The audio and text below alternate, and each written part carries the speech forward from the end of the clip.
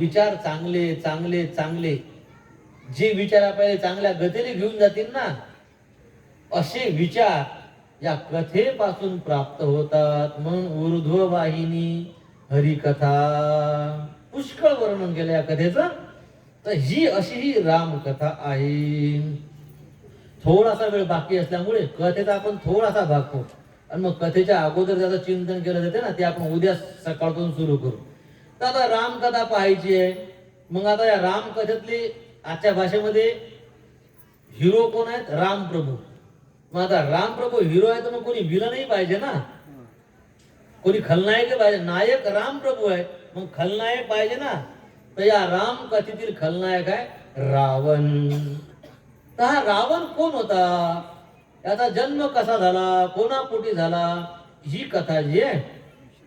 आणि एकनाथ महाराजांना आपल्या भावार्थ रामायणामध्ये सांगितलेली आहे.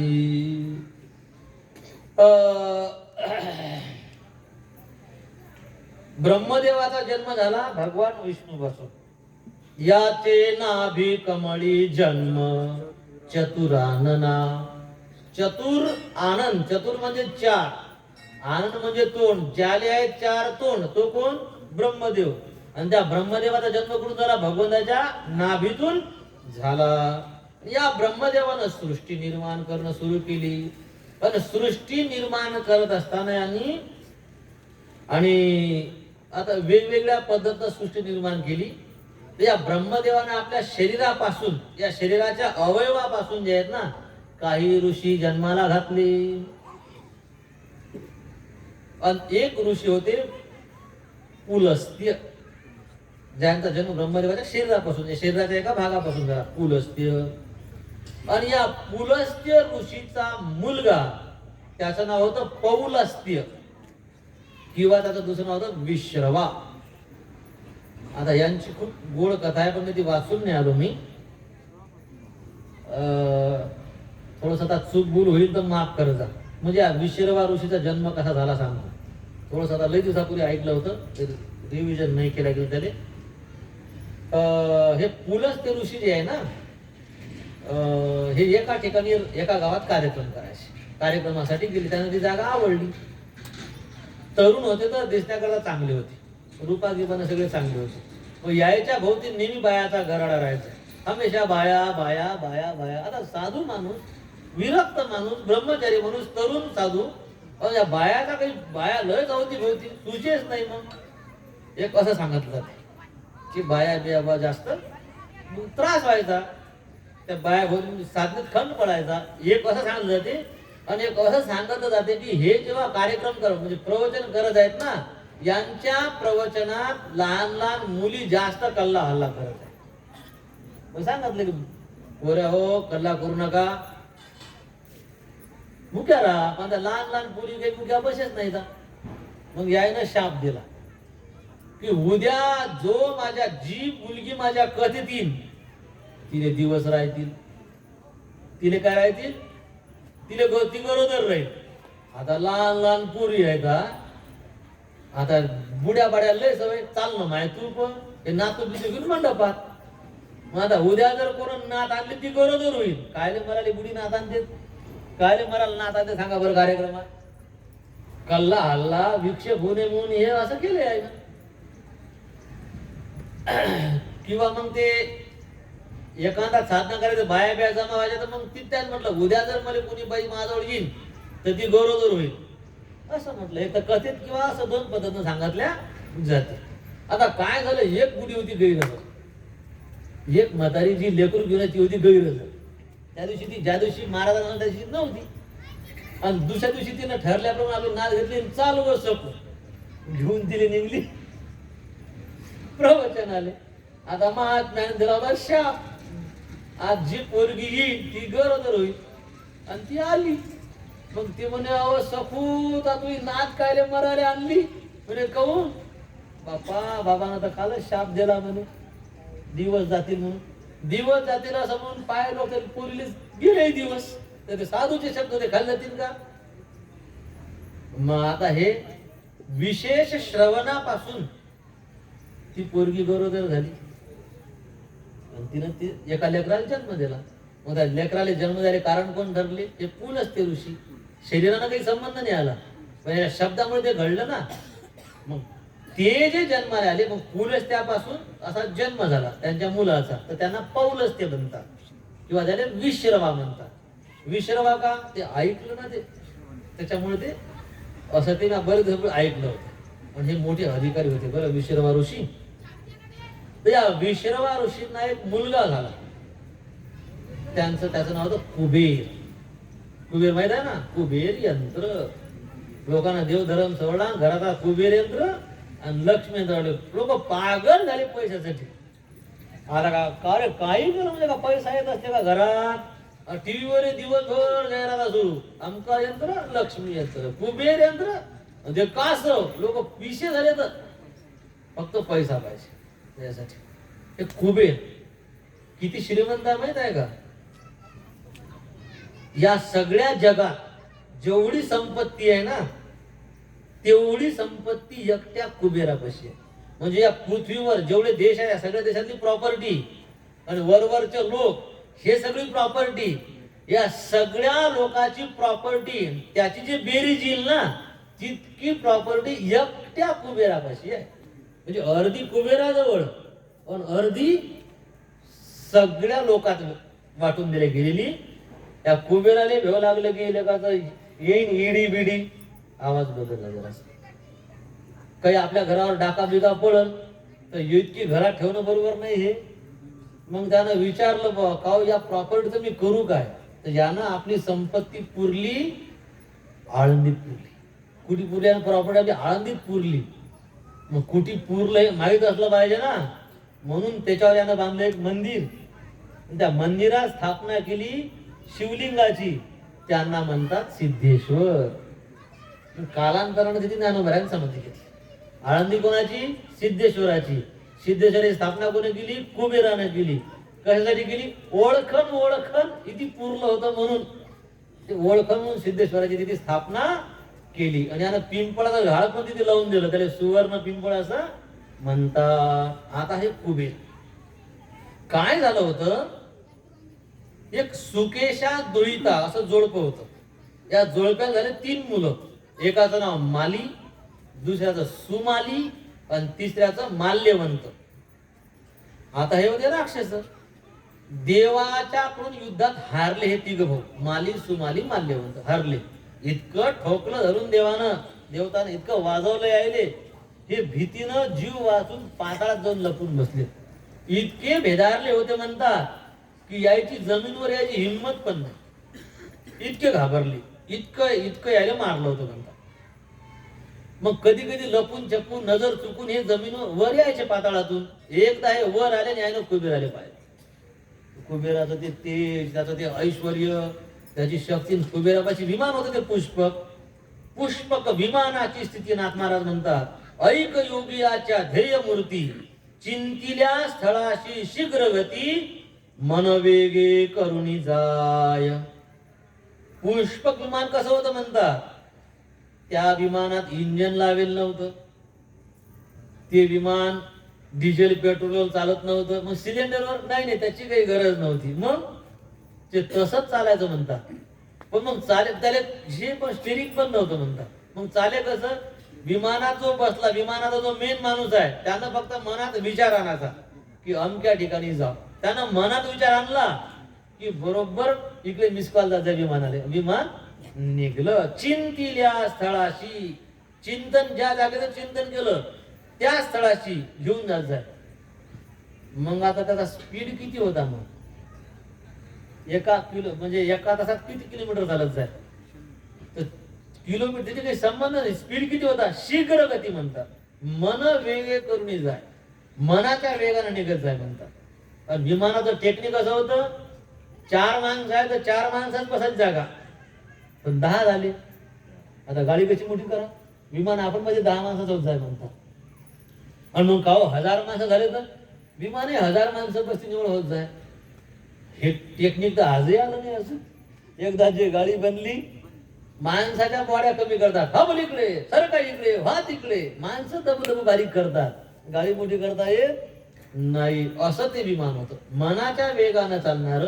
चिंतन केलं त्या जागेवर नेणार आणि ऍडजस्ट करणार वेळेनुसार, माणसं पाहून कमी जास्त होणार असं ते विमान.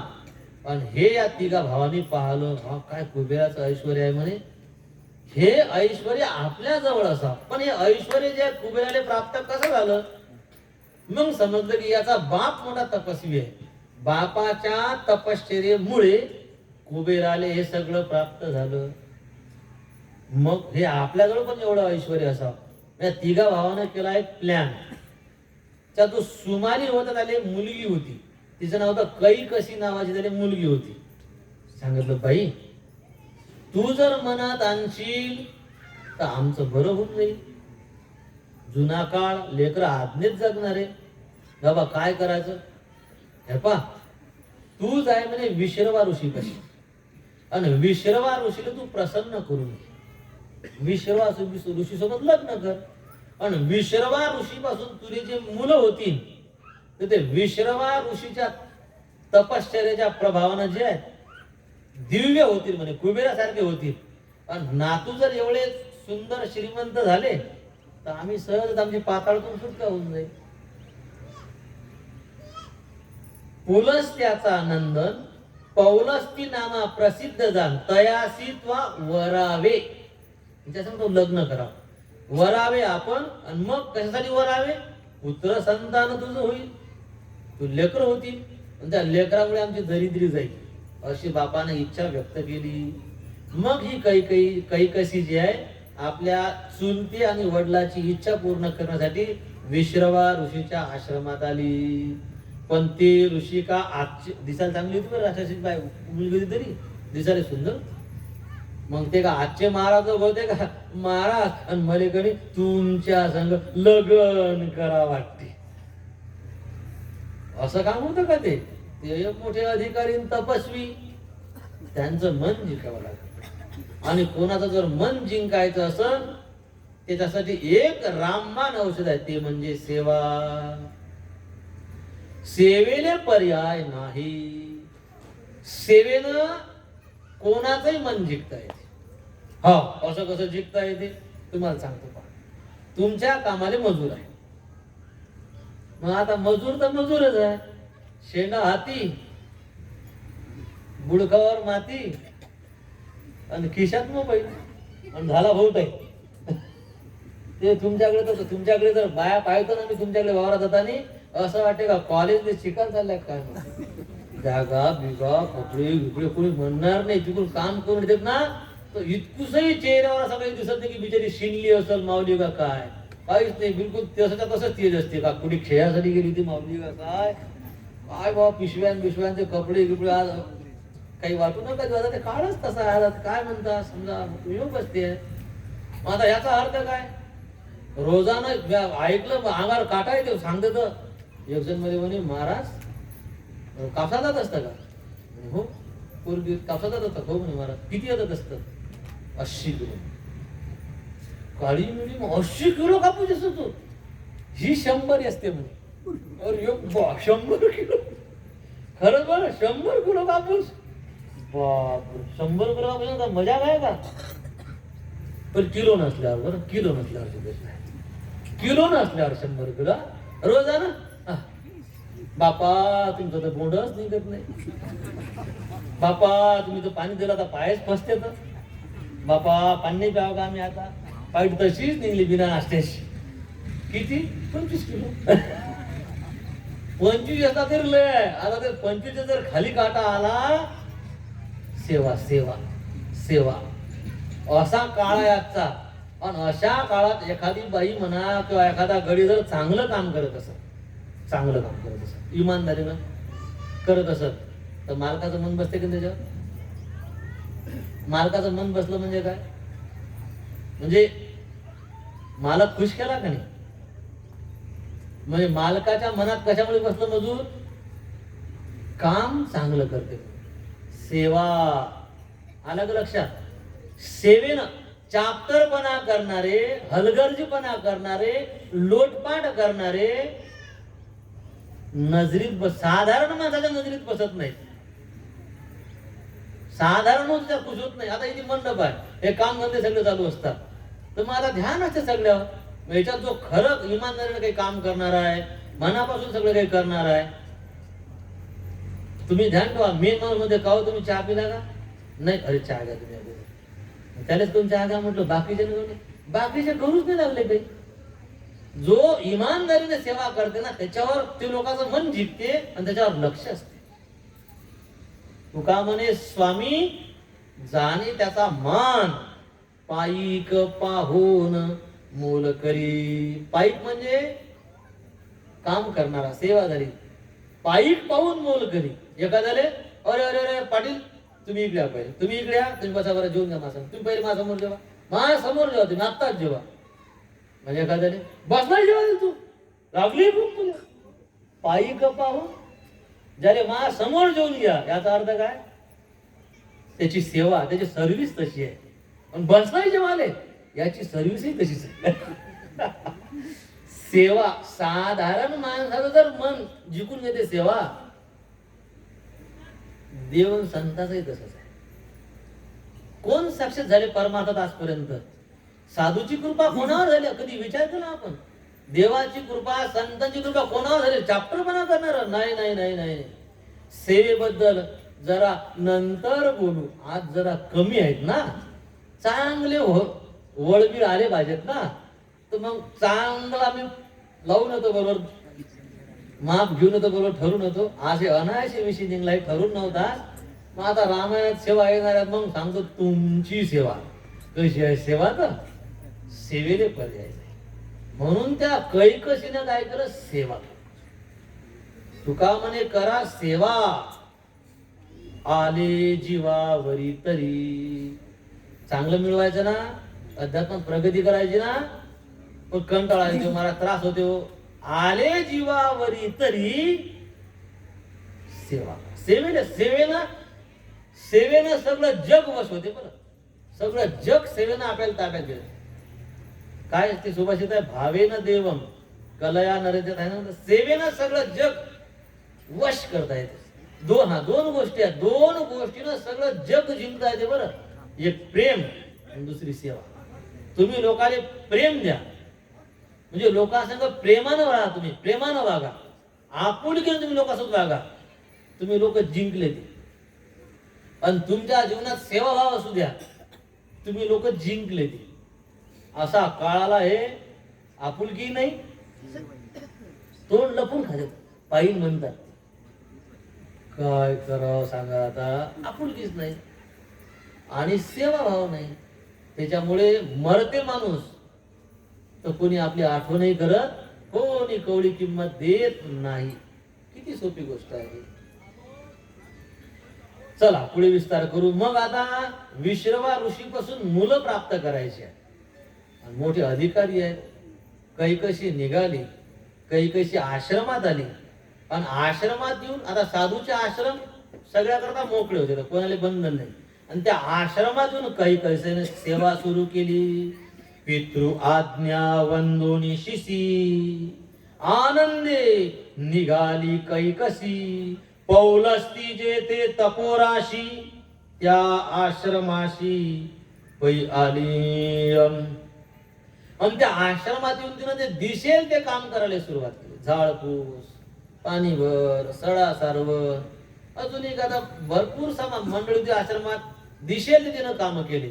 आणि हे सगळे कामं करता करता ती त्या आश्रमाच्या लोकांच्या नजरेमध्ये बसली. कोण आहे ही मुलगी? कोण आहे?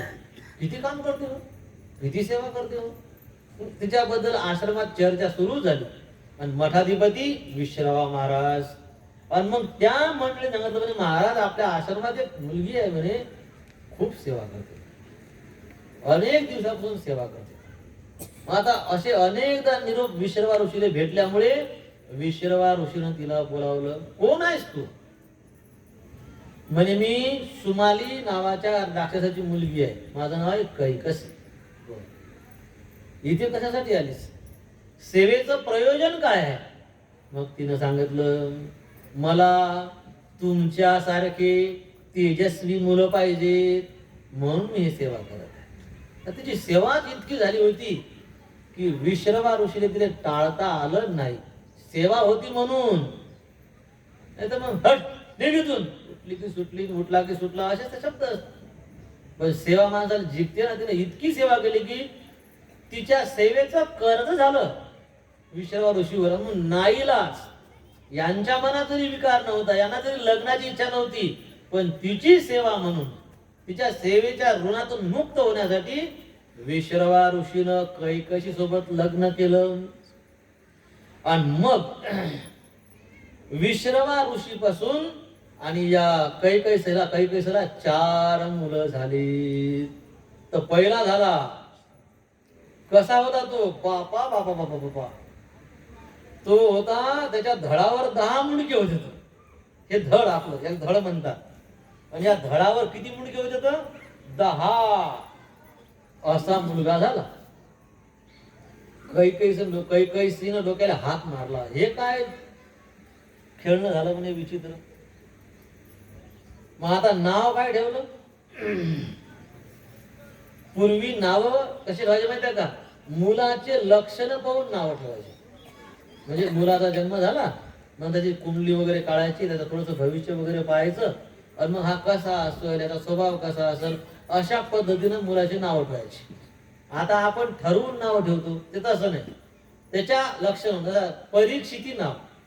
हे नाव कसं पडलं? जन्म झाला की ते लेकरून न्याहाळायला लागलं. इकडे याले पाय, त्याले पाय, त्याले पाय, त्याले पाय, त्याले पाय, त्याले पाय. कोणी भेटासाठी त्याले पहा, त्याले पहा, डोळे भरून त्याले पाहायचं. परीक्षण करायचंय. सगळ्याचं परीक्षण करणारा होता म्हणून नाव परीक्षिती ठेवलं. तो परीक्षण नुसतं पाहत नव्हता, परीक्षण करत होता. कोणाचं परीक्षण? गर्भात ज्यानं येऊन राखलं, हात तो आहे का समोरचा, असा न्याळून पाहायचा. नाही, हा गोरा आहे, तो काय होता, नाही, त्याचा चेहरा हसमुख होता, हे उदास आहे, असं तो परीक्षण करायचं आहे. आणि भगवान श्रीकृष्ण आले, न्याहाळलं. हा काय आहे, त्याच्या चेहरा हास्य आहे, हा पितांबरी होता, अरे चतुर्भुज, अरे हे आवी, हो कुरळे कसं, हो बरोबर आहे, हाच होता. आणि मग ते लेकरू हसलं म्हणतात. मग हे काय गमक आहे? भगवान कृष्णानं सांगितलं म्हणून त्याचं नाव परीक्षिती ठेवलं. मग आता हे कशासाठी सांगून आलो मी? आता लेकराचे नाव कसे ठेवायचे पूर्वी. मग आता त्याच्या धडावर 10 मुंडके होते म्हणून त्याचं नाव ठेवलं दश आनंद. दश म्हणजे 10 आणि आनंद म्हणजे तोंड, मुंडके. त्याने 10 मुंडके आहेत. दशान. हे रावण काय ते रावण मग सांगतो काय ते. रावण नाव कधी पडलं ते पुढे सांगतो. नाव ठेवलं दशानन. बर. जेव्हा याचा जन्म झाला तेव्हा निसर्गात खूप गोंधळ झाला होता म्हणतात. त्याच्यानंतर दुसरा मुलगा झाला आणि त्या दुसऱ्या मुलगा त्याचं नाव ठेवलं कुंभकर्ण. त्याच्यानंतर तिसरी मुलगी झाली, तिचं नाव ठेवलं शूर्पणखा. सुपर्णखा नाही, सुपर्णखा नाही ना, शूर्पणखा. आता इथं ना शूर्पणखा का ठेवलं? लक्षणावरून नाव ठेवलं. कसं काय? शूर्प नखा म्हणजे नख आणि शूर्प म्हणजे सूप, आपलं सूप पाकळाचं. हिचे नख सुपासारखे होते तर जन्मताच मायच्या पोटातून ती नख घेऊन आली संग. तिचे नख सुपासारखे मोठे मोठे नख होते तुझे. तिचे नख सुपासारखे आहे म्हणून तिचं नाव काय ठेवलं? शूर्पणखा. तिनं ठेवले नव्हते बरं, ती पोटातून घेऊन आलती बरं. आज ठेवतात माणसंही ठेवतात. कशासाठी ठेवतात काय माहीत? डाव्या हातानं ढुंगण धुतात. हेच रायतन वाढलेलं, मग ते धुण्यातलं माल मटेरियल सगळं त्या नखात जमा होते. साबण थोडी नखात जाते की धुवासाठी. काय त्या हातानं मग स्वयंपाक केला जाते आणि मग ते कणकीमध्ये त्याचा थोडासा मिक्सचर होऊन जाते आणि मग ते खाऊन मग घरातले जे डोके काय चाललं, नख वाढवणं काय काही कोणी बेभान आहे. स्पष्टच बोलेलं बरं. मी काही नॉर्मल बोलत नाही काही, कारण आपली गावांना बाया समजते ना. बरेच बाया माणसं हागा जातात ढुंगण धुवून आल्यावर ते कोण हात घासत नाही जर तसेच संस्थांवर तर असे लय सापडतात. काँक्रीटच्या भीतीला हात घासतात. असं काँग्रेसच्या बिशीला घातल्यावर ते निघते का? आळंदीला गेलतो आता, आळंदीला दादाराव पाटील आपण आळंदी गेलतो आता, त्यात एकही हात धुणारा नव्हता. पहिल्या दिवशी आपण गेलो, भरभर पार्टी गेलो की संडासले उठले सगळे, संडासातच पळाले, कोण व्यवस्था केलीच नाही, हातवर गे लागला आपल्याला म्हणून. आणि मग आता संडास झाली, मग आता खाऊ, साबण तर नाही इथे. आणि मग ज्ञानेश्वर माऊली काय होते तसंच राहिले वर्षामध्ये, तिथून डबल साबण घेऊन या आणि हात धुवा. धड धड मी पाहू लागलो, सुज्ञ सुज्ञ महाराज लोक काय मग सांग. आणि कोण पाहते? पाहत तर कोणी नाही म्हणा, आणि ते पाहून काय होणार आहे का? पण बावा त्याच हातानं जेवत, त्याच हातानं ते काय म्हणजे काही नाही. हे कलियुग आहे. तुम्हाला काय सांगावं, हे माणसं उभ्यानं मुतता.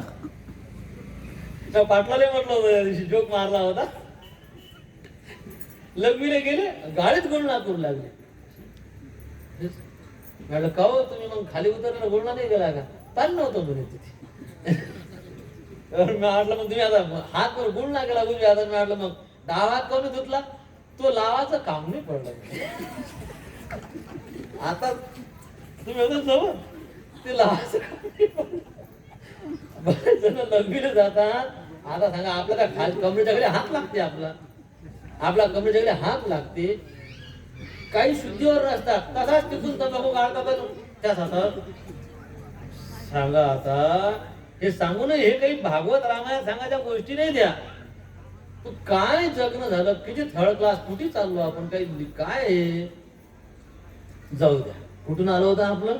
हा सुपर नखेपासून आपलं आलं होतं. नक बिक ठेवून डाव्या हाताले. बरं आता हे महाराजांना सांगा आता नाही म्हणे, सुधे दिसतात, सुधे नाही दिसत असे सुधे, पण ते ठेवणं चांगली गोष्ट नाही. नख ठेवू नये. तुकाराम महाराज म्हणतात, तुका म्हणे नखे काढून टाकी जेती सुखे. सुखानं काढून टाका म्हणतात. हो माय नख मोडलं, हिनं मोडलं, त्यानं मोडलं. सुखानं काढा, हातपाय आपू नका, ते काही चांगली गोष्ट नाही. म्हणजे भांडण बिंड झाल्यावर डोकरासाठी काम येतात. मग दोन्ही हाताचे वाढ, काही अडचण नाही. काही कशी नाराज झाली, एकही पूर्ण धरण नाही झालं ना. एकाला 10 मुडके, निसर्गात गोंधळ झाला. तो कुंभकर्ण हे रपाड्या रपाड्या गडी, आणि ही शूर्पणखा. अरे संताच्या संगतीत आली होती ना, विश्वा ऋषीचा सहवास लाभला होता ना. साधूच्या सहवासात साधू पासून लेकर झाले, तर लेकर कसे व्हा? साधू स्वभावाचे लेकर झाले पाहिजे ना. काही कशी अतिशय दुःखी झाली. विश्रावच्या आता काय झालं, दुःखाचं कारण काय सांगितलं म्हणे. लेकराची इच्छा होती, पण हे लेकर पाहणं कशा आहेत. एखादा धर्मपरायण मुलगा हो माझी इच्छा आहे. मग चौथ्यांदा तिनं इच्छा केली की मला धर्मपरायण, शुद्ध अंतकरणाचा, परमार्थ विचाराचा, भगवत भक्त एखादा मुलगा असावा. मग विभीषणाचा जन्म झाला. यायचं एवढं सांगतो ना, आपली कथा खुरकून टाकतो. मग काय झालं, थोडे मोठे झाले. एक दिवस कुबेर आपल्या वडिलांना भेटण्यासाठी आला. त्यावेळेस कैकसी म्हणते, बाबा बाळांनो, पाहिला का तुमचा भाऊ कसं तेज आहे, केवढं ऐश्वर आहे. तुम्ही तुमच्या भावासारखे तेजस्वी, बलवान, ऐश्वर्य संपन्न व्हा. आई आम्ही आमच्या भावासारखे कशानं होऊ? जा तपश्चर्या करा. तिघही भाऊ तपश्चर्या करण्यासाठी गेली. तिघही भावानं 10,000 वर्ष तपश्चर्या केली. कटपा एका मायेच्या पोटी तिघ जण जन्माले आले. तिघांनी 10,000 वर्ष खडतर तपश्चर्या केली, पण तिघांना सारखे फल प्राप्त झाले नाहीत. कुंभकर्णानं काय केलं बा? बाण आथरले, खाली खाली बाण आथरले. त्या बाणावर यानं आसन मांडलं, पण बाणावर आसन घालून यानं तपश्चर्या केली. आता याचा आहार लय मोठा होता, म्हणजे उपास जमत नव्हता ना, आहार लय असल्यामुळे मग कमी जेवून तपश्चर्या करायचा. अल्प आहार, इंद्रिय नियमन. उन्हाळ्याच्या दिवसातनी बाजूनं आग पेटून त्याच्यात तपश्चर्या करत बसायचा. पावसाळ्यात डोक्यावर पाण्याची धार घेऊन, डोक्यावर पाण्याची धार पावसाळ्यावरून, त्या पावसाळ्यात वरून पाण्याची धार डोक्यावर एखाद्या धबधब्याची, आणि तशी तपश्चर्या. आणि हिवाळ्यातनी इतक्या पाण्यात उभा राहून तपश्चर्या. असे यानं 10,000 वर्ष यानं अशी तपश्चर्या केली. बिभीषणानं काय केलं? बिभीषण एका पायावर उभे राहिले 5,000 वर्ष. एका पायावर उभं राहून 5,000 वर्ष ब्रह्मदेवाच्या नामाचा जप केला.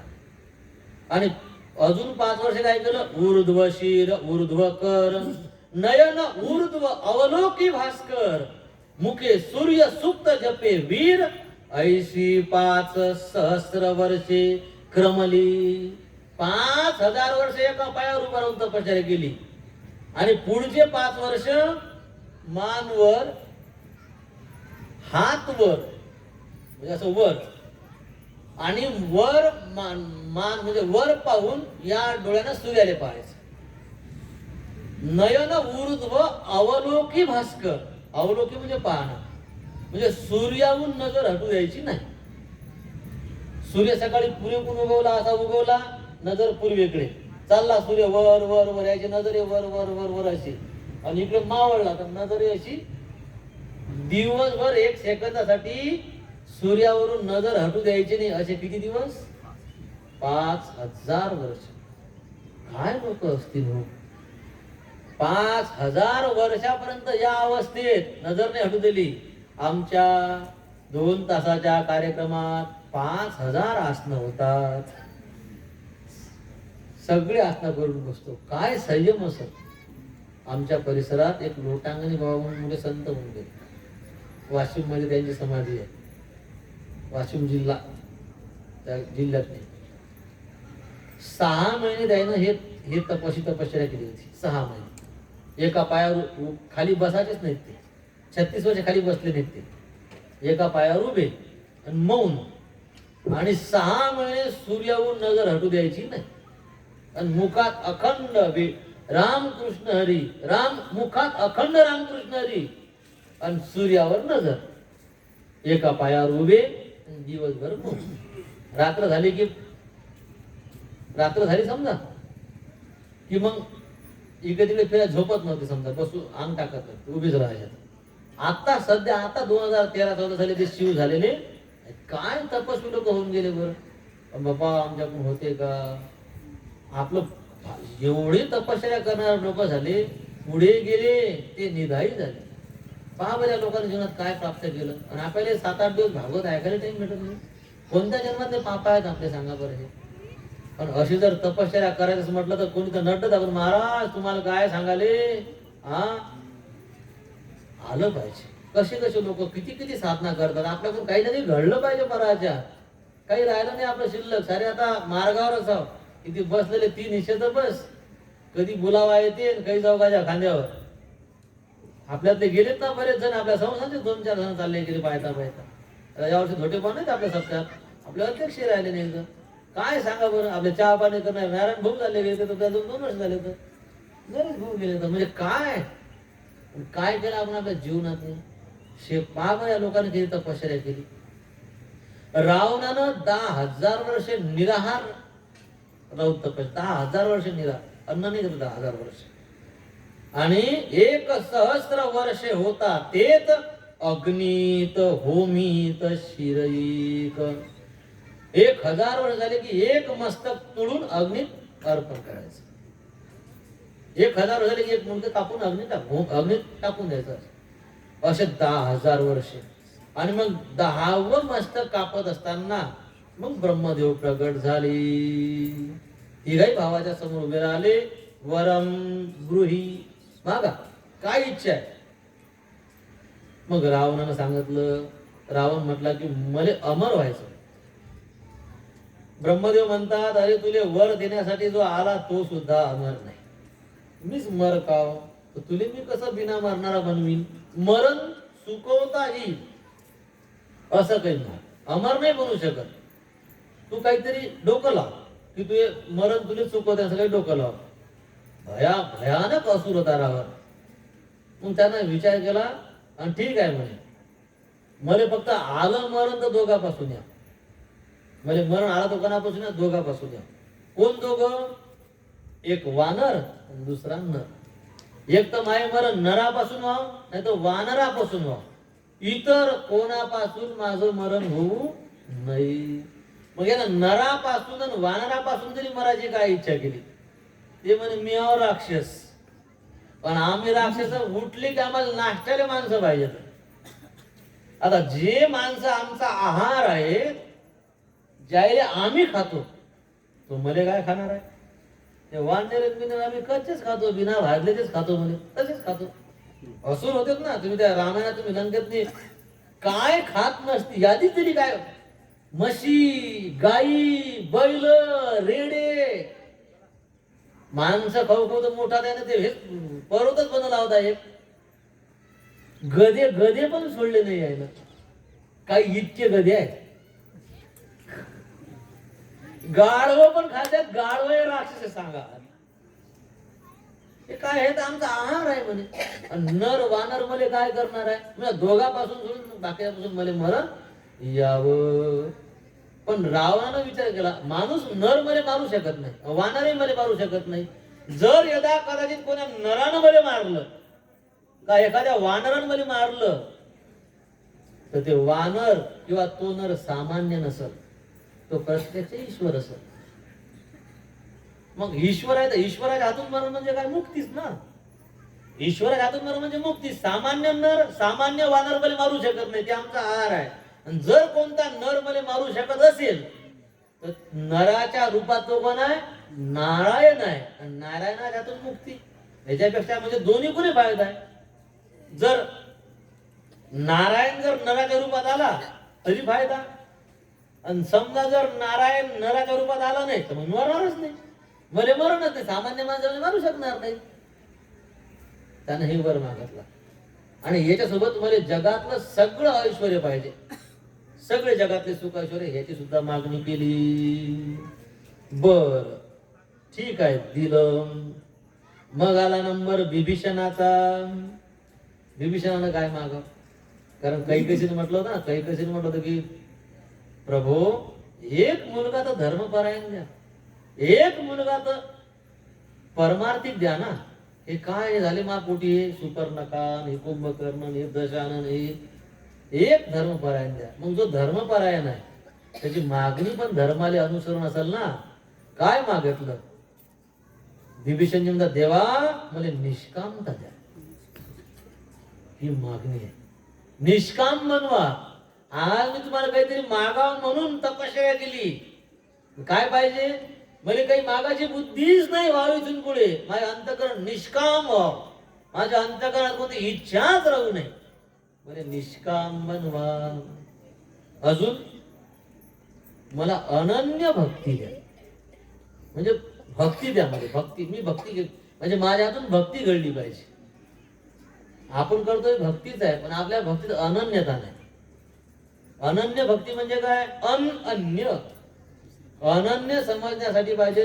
उदाहरण घ्यायला गेलं तर आपल्याला लहान लेकराचं ज्ञानोबारानं उदाहरण दिले. संतांना भरपूर ठिकाणी उदाहरण आहे. नुकतंच झालेलं लेकरू आहे, 2-4 महिन्याचं, 12 महिन्याचं.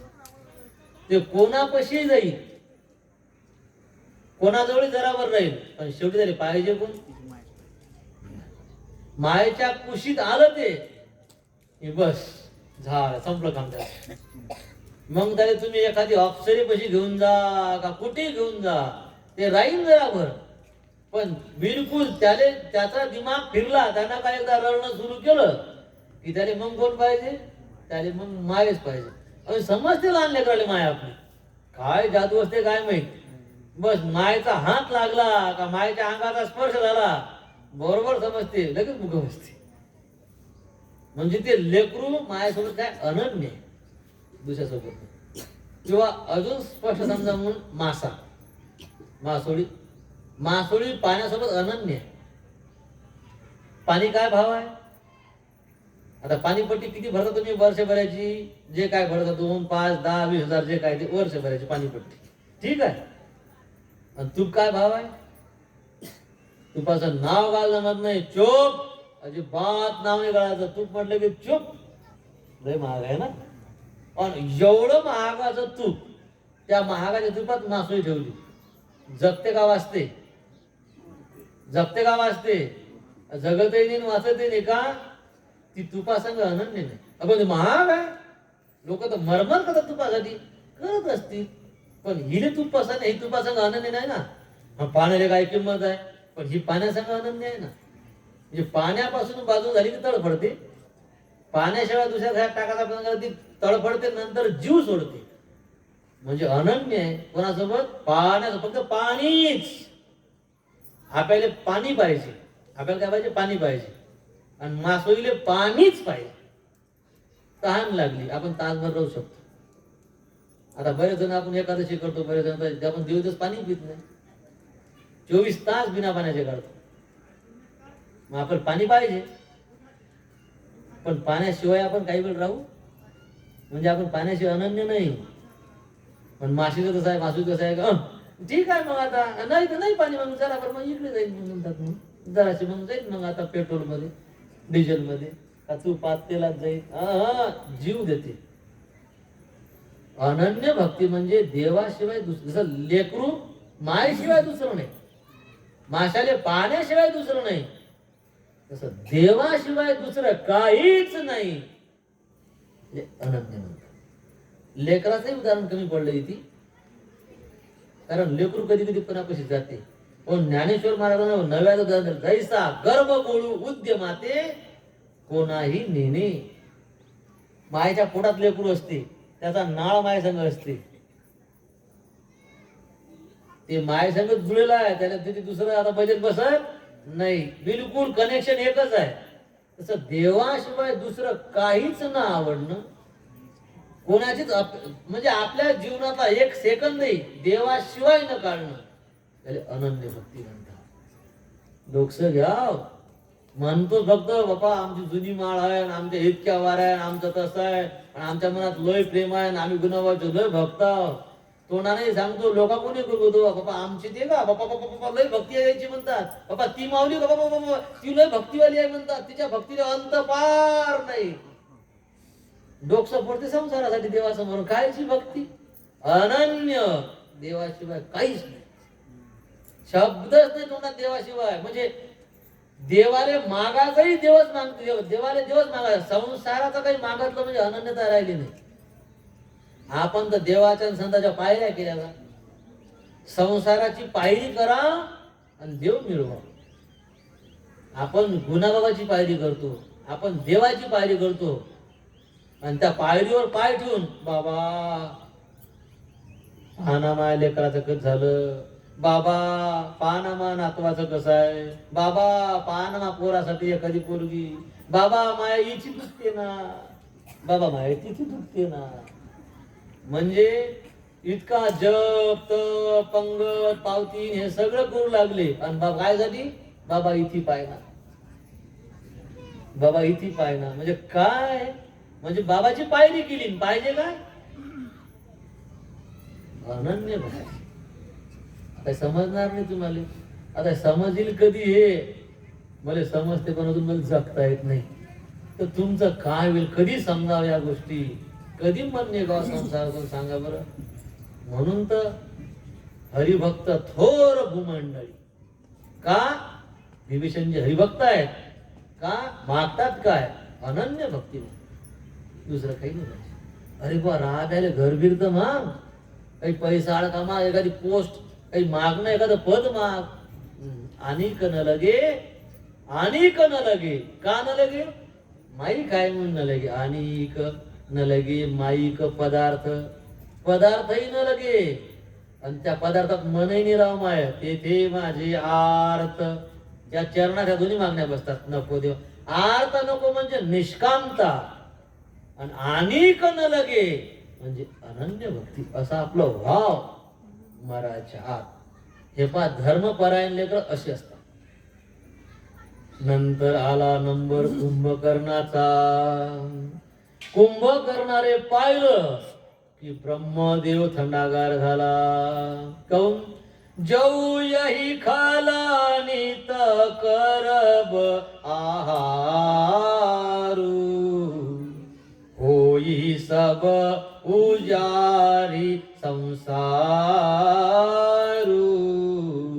जो यही खलनित करब आहारू होई सब उजारी संसारू राम कृष्ण हरी जय जय राम कृष्ण हरी राम कृष्ण हरी जय जय राम कृष्ण